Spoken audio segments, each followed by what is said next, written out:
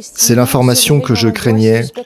L'Iran a riposté à l'attaque il y a quelques jours de son ambassade en Syrie par un raid, un missile lancé très probablement par Israël. Et s'en est suivi la nuit dernière une attaque massive de drones, de missiles balistiques. Beaucoup d'informations tombent, je dirais heure après heure, voire minute après minute.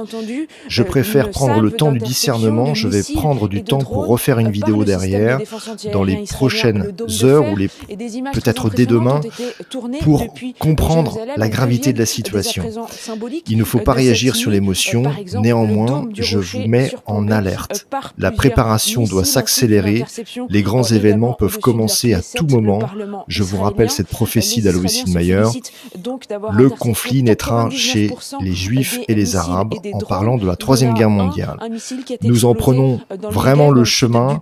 Le printemps, comme je l'ai annoncé depuis longtemps, risque d'être décisif pour donner le tempo aux prochains mois ou les prochaines années, pour nous, Français, mais aussi pour tous les citoyens du monde. Soyons très attentifs. J'ai peur qu'il faille vraiment se préparer dans l'urgence maintenant, pour ceux qui n'ont pas commencé à se préparer.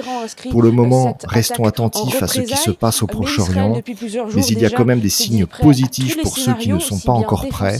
Je pense à l'Angleterre qui n'est pas encore dans le chaos, il n'y a pas encore de tremblement de terre géant aux États-Unis, le pape n'est pas encore parti à Moscou.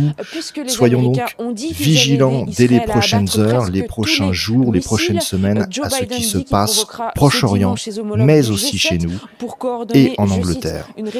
Que le Seigneur vous bénisse et vous protège. Amen. La position américaine pourrait donc bien sûr être décisive dans le basculement ou non dans une